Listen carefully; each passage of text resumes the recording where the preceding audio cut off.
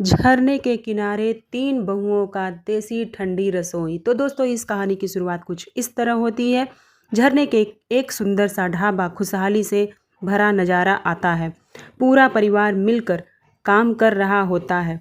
बच्चे खेल रहे होते हैं। टूरिस्ट ढाबे की रसोई में बना खाना खाते हुए जाने का नज़ारा ले रहे होते हैं। ये यहाँ पर खेलने में कितना मज़ा आ रहा है। मुझे पकड़ो जल्दी, मैं अभी पकड़ती हूँ तुम्हें। इस बार तो आप ही चोर होंगे। नहीं, मैं नहीं हो पाऊँगा चोर।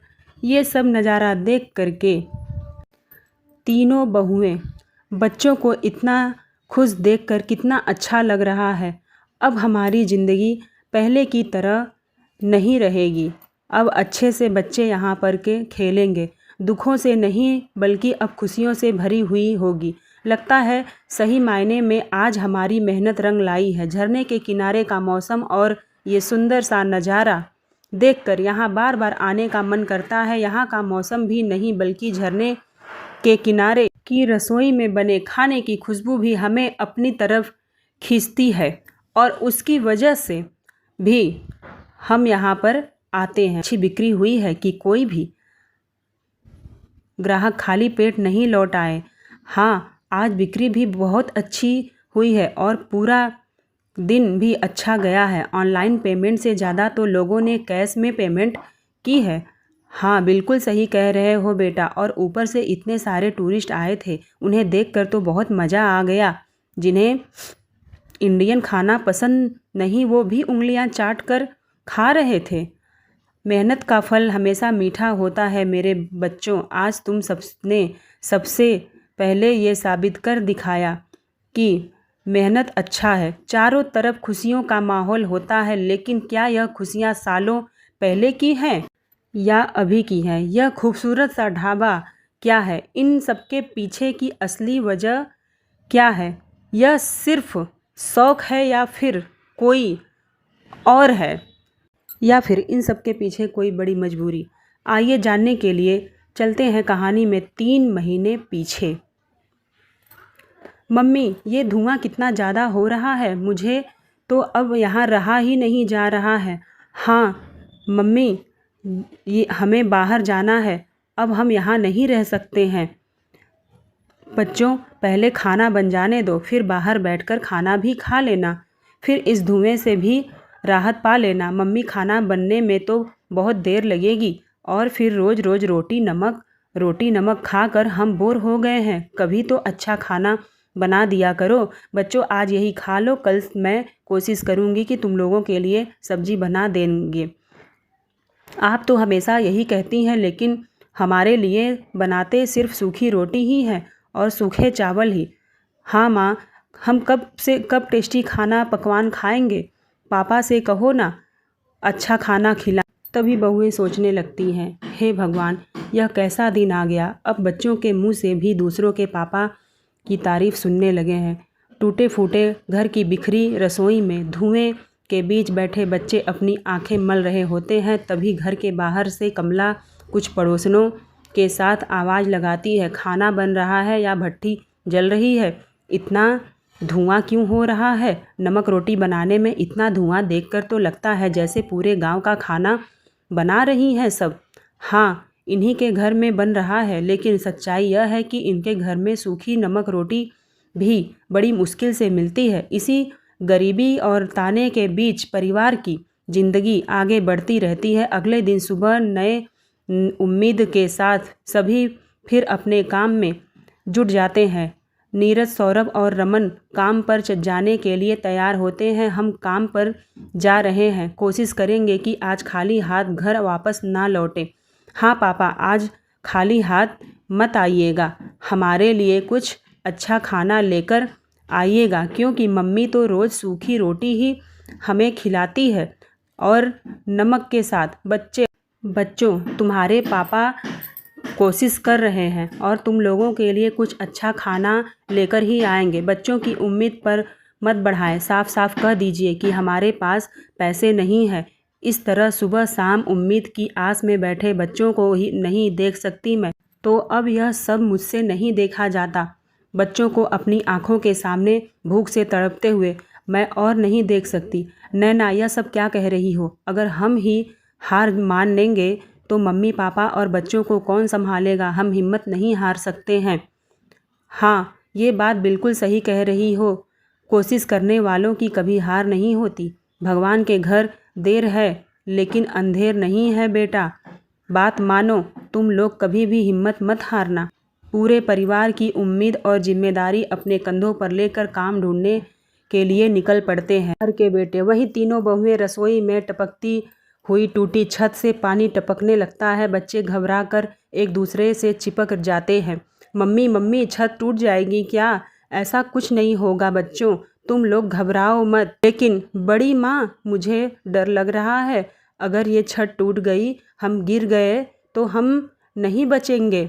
कुछ नहीं होगा मेरे बच्चों, तुम लोग इतना चिंता मत करो, इतना मत सोचो। तुम लोगों पर आने वाली हर मुसीबत का सामना हम लोग मिलकर करेंगे। इसीलिए अगर छत टूटती भी है तो मैं तुम्हें भगवान से बचा लूँगी।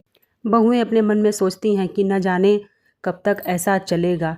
तभी उसका बेटा बोलता है, माँ, क्या ये छत सच में टूट जाएगी? नहीं विवान, ये छत इतनी जल्दी नहीं टूटेगी। तभी छत का एक हिस्सा गिर जाता है। सभी डर जाते हैं और यह सब अपने घर की खिड़की से देख रही कमला ताना मारते हुए हंसने लगती है। अरे, गरीब चाहे कितनी भी कोशिश क्यों ना कर लें, रहेंगे वो तो हमेशा गरीब ही रहेंगे। एक तरफ कमला मुस्कुरा रही होती है तो वहीं दूसरी तरफ तीनों बहुएं टूटे हुए घर और रोते हुए बच्चों को संभाल रही होती हैं। फिर शाम होते ही नीरज, सौरभ और रमन थके हुए चेहरे के साथ घर लौटते हैं। तभी बच्चे, पापा पापा, आप आ गए? आप खाने के लिए कुछ लेकर आए हैं? हमें बहुत तेज भूख लगी है। हाँ पापा, मम्मी ने कहा था कि आप लोग आएंगे तो हमारे लिए कुछ खाने को लेकर आएंगे। हाँ बताइए ना, अब बच्चों को किस मुंह से कहूँ कि आज हमें कोई काम ही नहीं मिला और इस वजह से हमारे पास पैसे भी नहीं थे कि हम बच्चों को कुछ ला सकें। पापा, चाचू, आप सब चुप क्यों हैं? कुछ कहिए ना, आप हमारे लिए कुछ लाए हैं? सभी की चुप्पी बच्चों की आंखों की उम्मीद को धीरे धीरे आंसुओं में बदलने लगती है। इसी तरह गरीबी का सामना करता हुआ पूरा परिवार जैसे तैसे अपनी ज़िंदगी काट रहा होता है। तभी एक दिन रसोई की हालत इतनी बिगड़ गई है कि अब वहाँ पर खाना बनाना खतरों के खिलाफ है।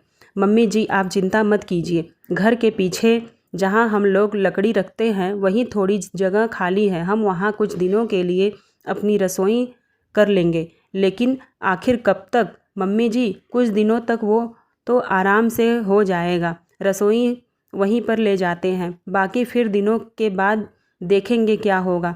सभी बातें कर रहे होते हैं कि तभी घर के पीछे अजीब सी आवाज़ आने लगती है। पूरा परिवार तुरंत वहां जाता है तो देखकर हैरान रह जाता है। वहां कई गाय लकड़ियां खराब कर रही होती हैं। ये गाय कहाँ से आ गई? पता नहीं कहाँ से आ गई। हे भगवान, लकड़ियाँ बची थी, अब वो भी खराब हो गई। अब खाना कैसे बनेगा? आखिरकार भगवान हमारी कितनी परीक्षा लेंगे। चुन चुन कर मुसीबतें डाल रहे हैं हमारे ऊपर।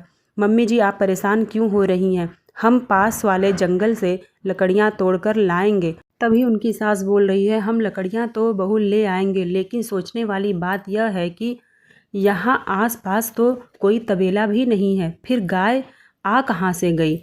हाँ, आप सही कह रही हैं। तो उन्हें तीनों बहुएं सोच में पड़ी जाती हैं तो वहीं दूर खड़ी कमला मन ही मन मुस्कुरा रही होती है। सोचते रहो आखिर गाय कहाँ से आई, लेकिन इस बात का पता तुम्हें कभी नहीं चल पाएगा कि वो गाय किसी और ने नहीं बल्कि मैंने ही भेजी थी। तुम लोगों को रसोई के लिए रखी लकड़ियाँ मैंने ही खराब करवाई है गाय भेजकर। यह सोचकर कमला मन ही मन मुस्कुरा रही होती है और फिर इन जंगल जाने के लिए घर से निकलती हैं।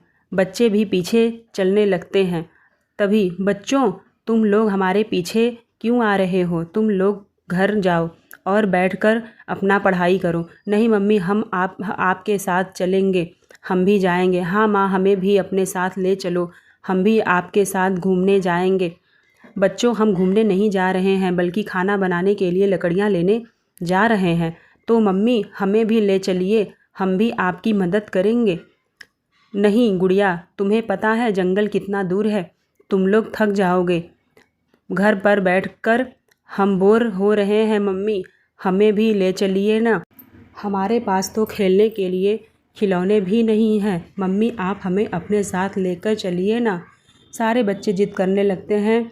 चाची आप कुछ कहो ना, क्यों नहीं हमें लेकर के चल रहे हो?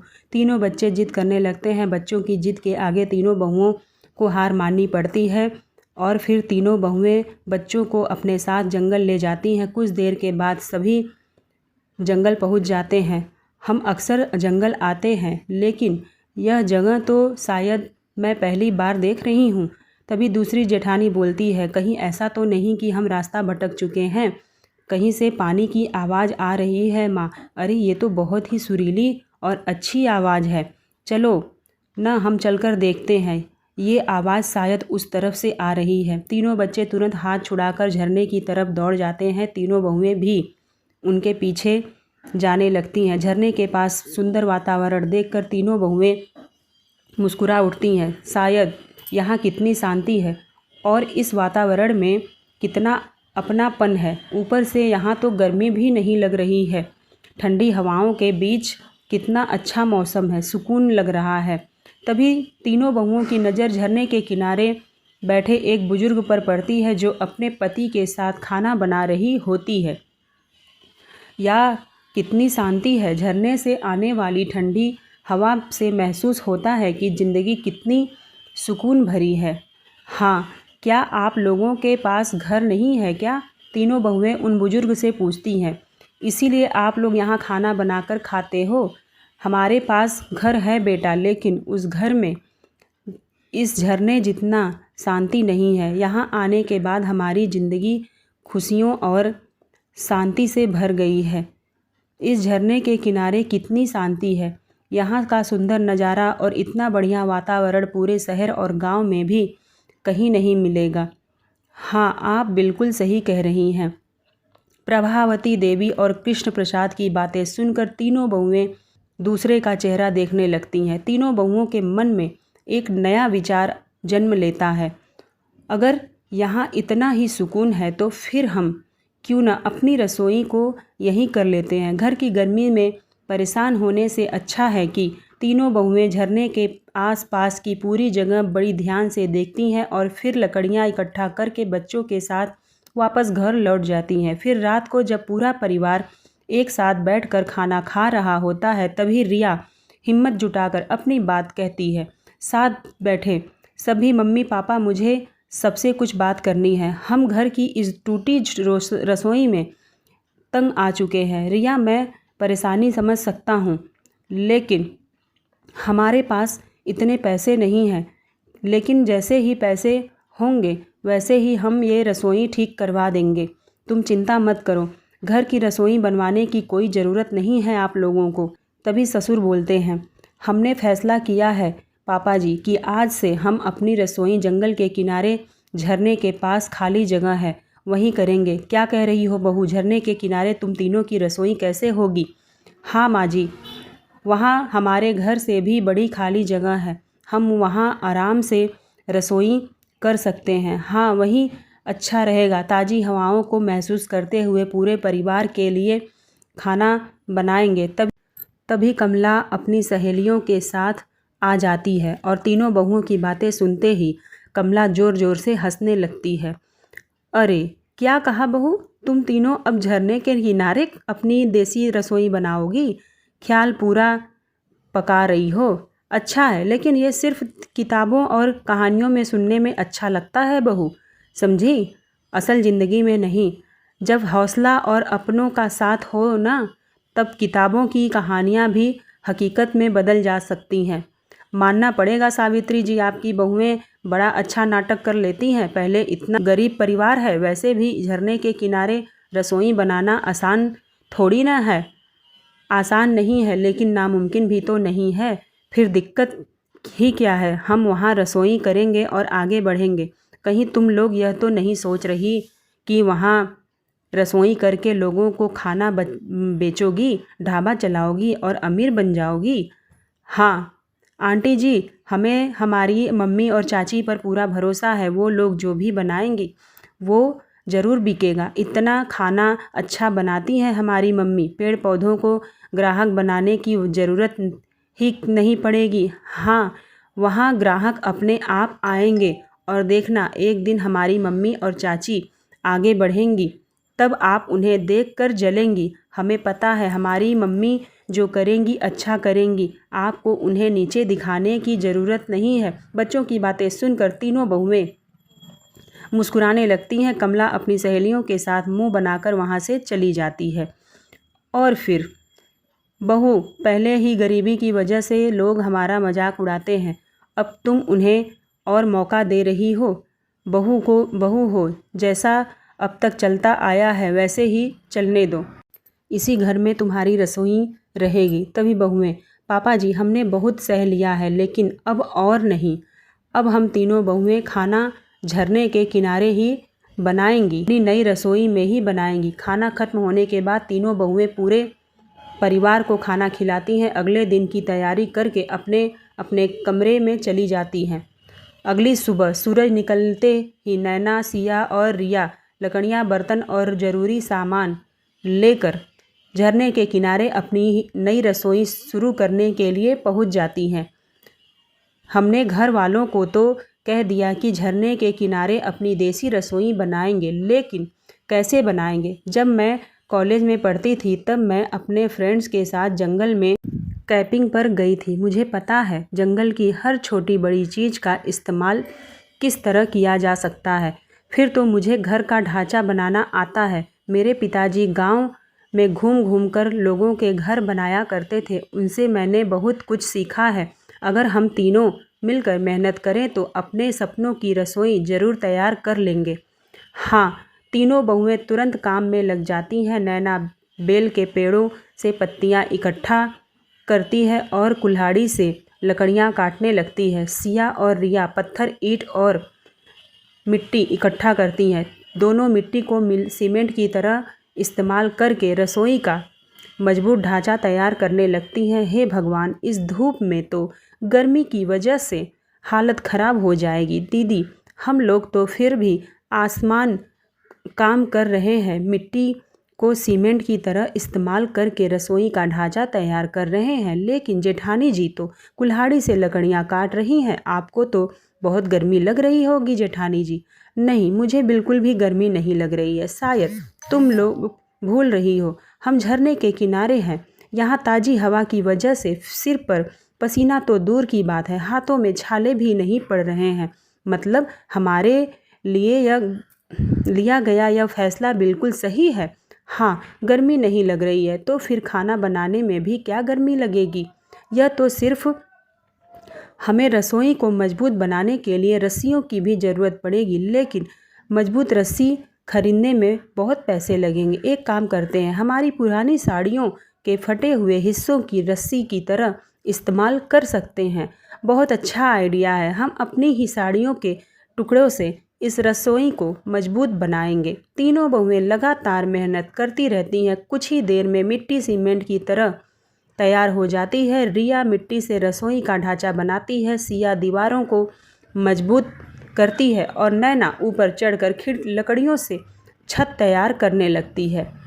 फिर क्या था, धीरे धीरे रसोई का ढांचा तैयार हो रहा है। क्यों ना हम इसे अच्छे से साफ सफाई करके कुछ पौधे भी लगा दें। यहाँ बहुत अच्छा आइडिया है।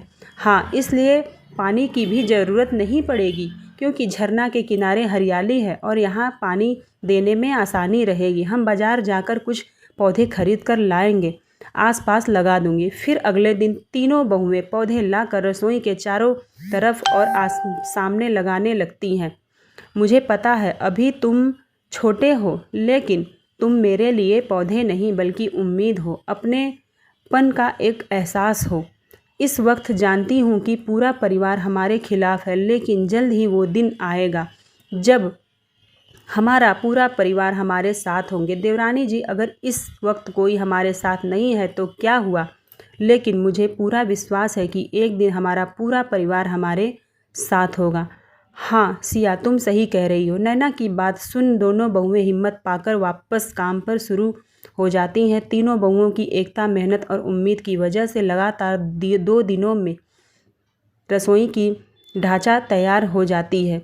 लगभग अगर एक बार यह रसोई पूरी तरह बनकर तैयार हो जाए तो हमें हमेशा के लिए धुएं वाली रसोई से छुटकारा मिल जाएगा। भगवान करे ऐसा ही हो। कल तक हम लोग चूल्हा बनाकर इस रसोई को पूरा कर देंगे और फिर यही खाना बनाएंगे। हाँ, कल हमें हमारा पूरा खाना इसी जगह नई रसोई में बनाना होगा। तीनों बहुएं वापस से मिलकर बड़ी बड़ी पत्थर रख कर बड़ा सा चूल्हा बनाने लगती हैं। मम्मी, हम भी आपकी मदद कर सकते हैं। ये पत्थर उठाकर मैं यहाँ रख दूँ क्या?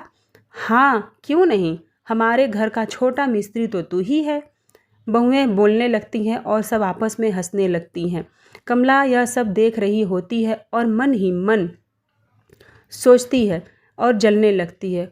ओह, जाओ, खुश हो जाओ, जितना होना है हो जाओ, लेकिन वक्त दूर नहीं है जब तुम सब फुट फुट कर रोओगे। देखना आज रात मैं क्या करती हूँ। फिर रात होती है। तीनों बहुएं अपने घर चली जाती हैं। अंधेरा होते ही कमला चुपके से झरने के किनारे पहुँचती है। बनी रसोई के पास पहुँच जाती है। झरने के किनारे अपनी देसी रसोई बनाने चली थी बड़ा। अब देखो मैं क्या करती हूँ। कमला रसोई के ढांचे को सीढ़ियों की तरह पट्टियों से बांधकर रखे बांसों को खोलने के लिए हाथ बढ़ाती है। तभी ऊपर से पेड़ का टिका हुआ एक मोटा सा बांस अचानक घिसकर सीधे कमला के ऊपर गिर जाता है। अरे बचाओ, कोई मुझे बचाओ। बांस के नीचे फंस जाने की वजह से कमला उठ भी नहीं पाती है। कमला की दर्द से जोर जोर चिल्लाने लगती है। हे भगवान, मुझे तो हिला भी नहीं जा रहा है। लगता है इन लोगों का बुरा करने की सज़ा मुझे अभी मिल गई। कमला की आवाज़ सुनकर घर लौट रही तीनों बहुएं वहाँ से जा रही थी। देखकर तुरंत झरने के किनारे बनी अपनी रसोई की तरफ दौड़ जाती है। वहाँ पर तीनों की नज़र बांस के नीचे दबी कमला पर पड़ती है। माहौल देखते ही तीनों बहुएं समझ जाती हैं कि आखिर यहाँ क्या हुआ है, लेकिन तीनों बिना कुछ कहे चुपचाप बांस को हटाने लगती हैं। आप ठीक तो हैं ना आंटी जी? आपको अपना ध्यान रखना चाहिए। मेरा प्लान भी फ्लॉप हो गया। कमला इसी तरह हड़बड़ाने लगती है और ऊपर से इन लोगों ने मुझे देख भी लिया। अब मैं क्या करूं? कमला शर्म से सिर झुका लेती है। कमला की चोरी पकड़ी जाती है। वहीं बहुओं की लगातार मेहनत के बाद आखिरकार झरने के किनारे उनकी सपनों की रसोई पूरी तरह बनकर तैयार हो जाती है। आज हमारा चूल्हा और रसोई दोनों ही बनकर तैयार हो गए। आज हम लोग घर वालों के लिए रोटी और सरसों का साग बनाएंगे और हम सभी के लिए चावल और ताज़ी सब्जी भी बनाएंगे। जल्दी जल्दी खाना बना लेते हैं। जब घर वाले आएंगे तो उन्हें इंतज़ार भी नहीं करना पड़ेगा। आज हमारी रसोई का पहला दिन है, लेकिन आज के बाद फिर वही ज़िंदगी और वही मुश्किल, क्योंकि हमारे पास कोई काम नहीं है। इसके लिए कोई गारंटी नहीं है। तीनों बहुएं झरने के किनारे बनी देसी रसोई के अंदर जाती हैं, जहां लकड़ियां जलाकर मिट्टी का चूल्हा, मिट्टी के बर्तन, कुछ पेड़ पौधों और प्राकृतिक चीज़ें होती हैं और फिर जिन्हें देखकर बहुएं खुश हो जाती हैं। फिर वहीं बैठकर खाना बनाने लगती हैं। वहीं दूसरी तरफ घर के तीनों बेटे काम ढूंढने में लगे होते हैं। पसीने से कमीज भीग गई है, लेकिन अभी तक कोई काम नहीं मिला। इस बेरोजगारी से भरी दुनिया में काम ढूंढना कितना मुश्किल हो गया है। हाँ, लेकिन अब बिना काम के घर कैसे चलेंगे हम लोग? से ज़रूरी है ना, शायद वही पैसे हमारे बच्चों की खुशियाँ भी हैं। हाँ भैया, हम पीछे नहीं हट सकते, हमें मेहनत करनी पड़ेगी। पेट की भूख की वजह से तीनों भाई गर्मी से पसीने से लथपथ होकर फटक रहे होते हैं। तभी दूसरी तरफ मजदूरी का एक काम मिल जाता है। अगर आपके पास कोई काम है तो हमें दे दीजिए। पैसों के बदले में आपका सारा काम हम कर देंगे। वेल, देखने में तो यह लोग बहुत गरीब लगते हैं।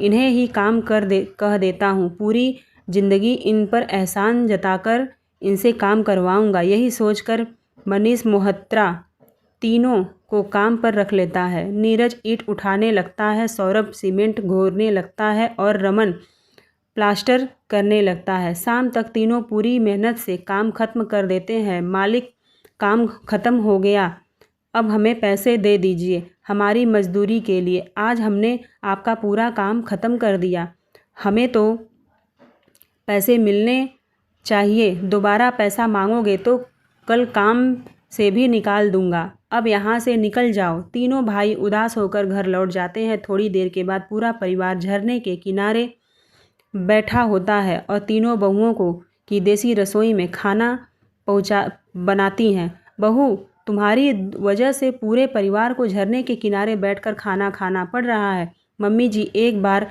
यहाँ का खाना खाकर तो देखिए। यहाँ की स्वाद में एक अलग ही स्वाद है। स्वाद का अपना अलग ही मज़ा है। तभी तीनों बहुएं के ससुर, हाँ देखते हैं भाई, यह रसोई कब तक चलती है।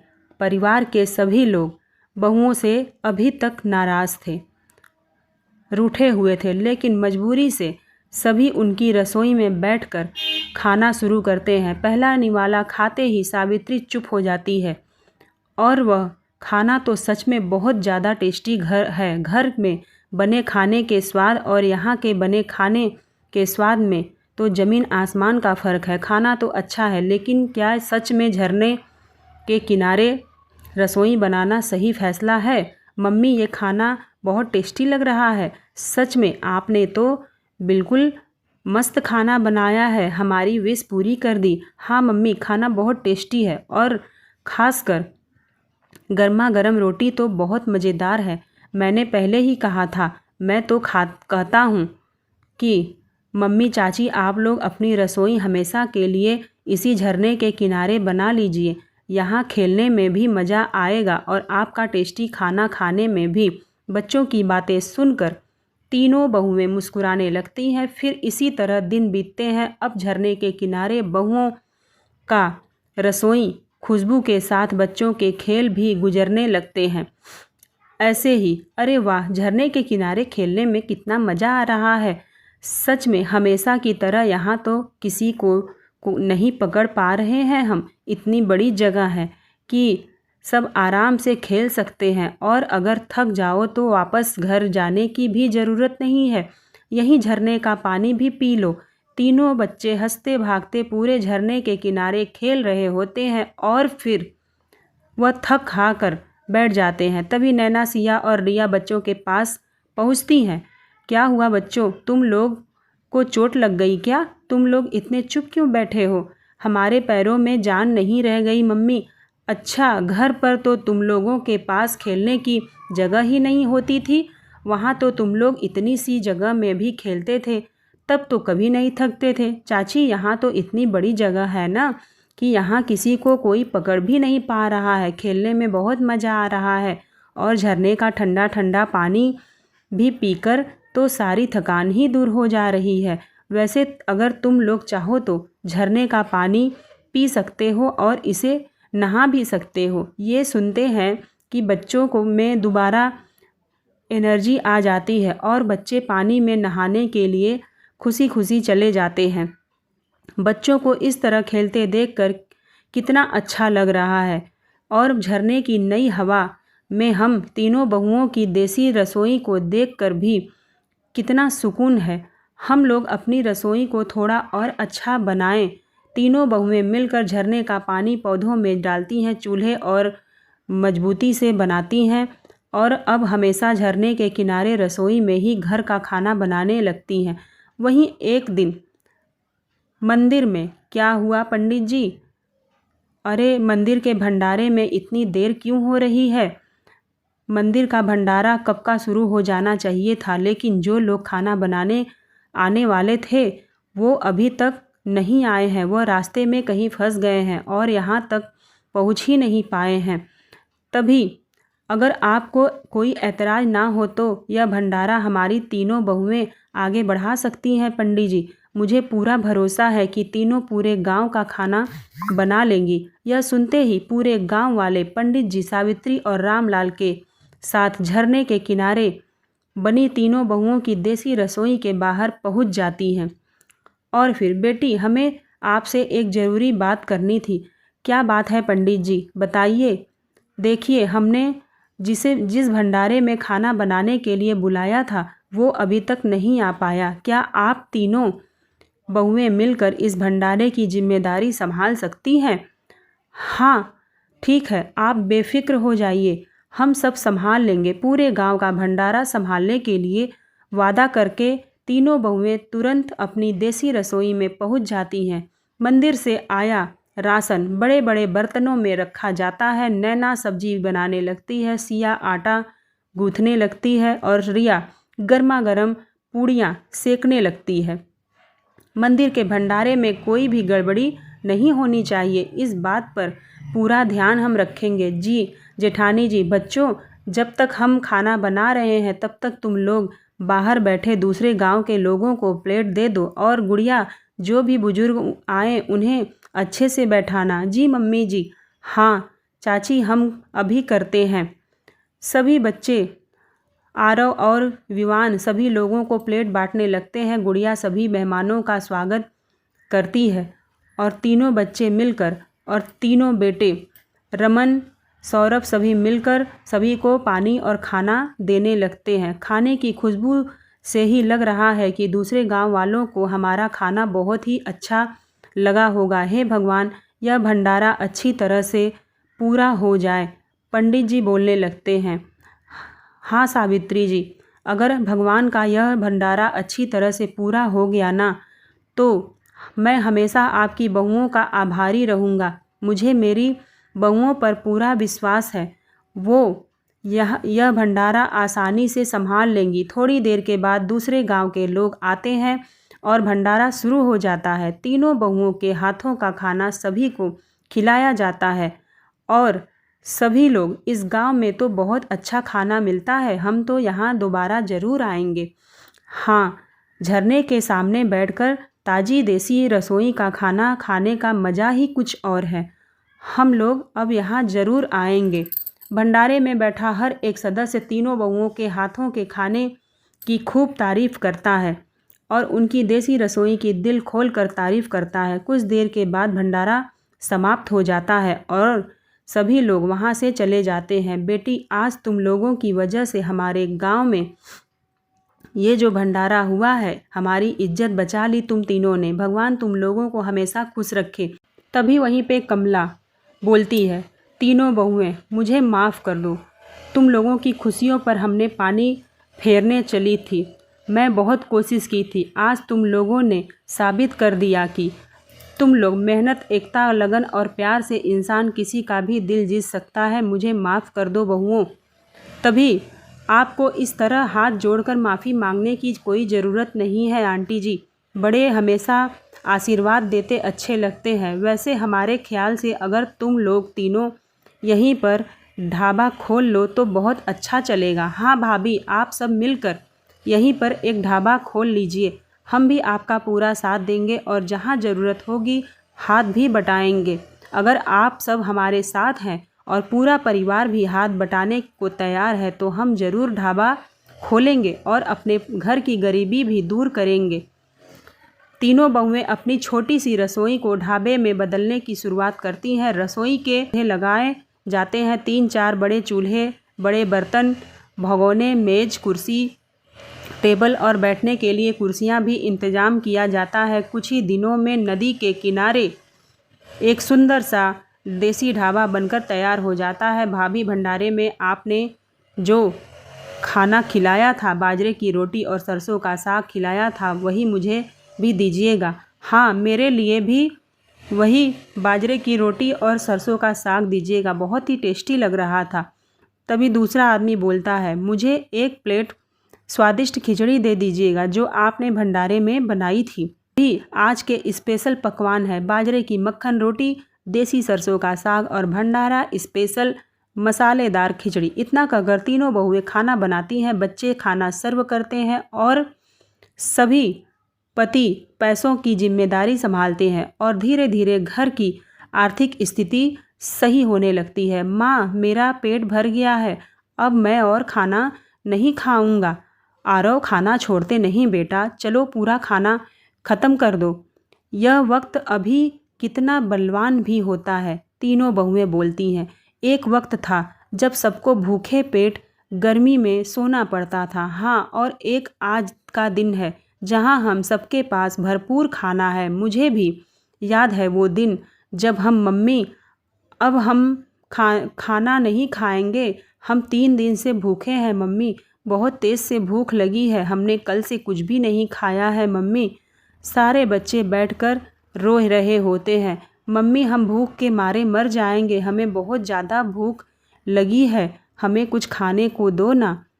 हमारी पूरी ज़िंदगी इसी तरह बीतेगी बच्चों, ऐसा नहीं है, यह सब एक बुरा वक्त है, वह धीरे धीरे बीत जाएगा, जो जल्द ही बीत जाएगा और हमारी ज़िंदगी भी खुशियों से भर जाएगी। बच्चों आज सो जाओ, कल सुबह हम पड़ोस के यहाँ से कुछ मांग कर ले आएंगे और तुम्हारे लिए कुछ बना देंगे। तीनों बहुएं बच्चों को सांत्वना देती हैं और आंखों में आंसू लिए उन्हें भूखा पेट ही गर्मी में तड़पते हुए सुलाने का पर मजबूर हो जाती हैं। तभी बहू, यह वक्त पुराने दिन याद करके रोने का नहीं है, बल्कि आज की खुशियों में खुश होने का है। आज बहू, हमारी खुशियों का जिम्मेदार सफ़र सिर्फ तुम तीनों हो। हम तो धरने किनारे रसोई करने के वो सख्त खिलाफ थे, लेकिन तुम तीनों ने यह कर दिखाया, आत्मविश्वास दिखाया और इसी वजह से आज हम लोग खुशहाल ज़िंदगी जी रहे हैं। पूरा परिवार पुराने दिन याद कर भावुक हो जाता है और फिर इसी तरह दिन बीतते हैं। धीरे धीरे ढाबे की खरीदारी बढ़ने लगती है, पहले की तरह और अच्छा उन लोग का ढाबा चलने लगता है। फिर धीरे धीरे ऑनलाइन भी पैसे जमे होने लगते हैं। जितनी बार यहाँ आओ उतनी बार कम होता है, यहाँ का खाना कितना टेस्टी होता है। सभी ग्राहक ऐसे बोलने लगते हैं, अब तो मैं अपने दोस्तों को भी यहीं लेकर आऊँगा, कोई भी पार्टी होगा तो यहीं आऊँगा। बहुत ही स्वादिष्ट खाना और सबका साथ और प्यार, इस झरने का किनारा और सुंदरता देखने में बहुत ही मज़ा आता है। सच कहूँ, यहाँ बैठकर खाना खाने का मज़ा ही अलग है, इतनी शांति और इतना स्वाद कहीं और नहीं मिलता है। इस तरह धीरे धीरे तीनों बहुएं की झरने के किनारे बनी देसी ढाबे की रसोई बदल जाती है और झरने का नज़ारा लेने के लिए दूर दूर से टूरिस्ट भी आने लगते हैं। बाजरे की मक्खन रोटी, देसी सरसों का साग और झरना स्पेशल मसाला खिचड़ी, ऐसा स्वाद तो कहीं भी मैंने नहीं पाया था। आज से जब भी किसी को अच्छा खाना खिलाना होगा तो हम इसी जगह आएंगे। ग्राहकों की तरफ से लगातार होती तारीफ सुनकर तीनों बहुएं मुस्कुरा उठती हैं और इस तरह झरने किनारे तीनों बहुओं की देसी रसोई गांव में से शहर हर जगह फेमस हो जाती है और तीनों अपनी ज़िंदगी खुशहाल बना लेती हैं। दोस्तों, इस कहानी से आपको क्या सीख मिलती है? ये कहानी आप लोगों को कैसी लगी हमें कमेंट करके ज़रूर बताइएगा। तो दोस्तों, मेरे चैनल पर सुपर चैट चालू हो गया है, तो प्लीज़ अपना सपोर्ट बनाइए और मेरे वीडियो के नीचे ज्वाइन बटन जो दिखता है आप लोग उस पर क्लिक करिए और अपना प्यार और सपोर्ट बनाइए। धन्यवाद। राधे राधे। मिलते हैं नेक्स्ट वीडियो में।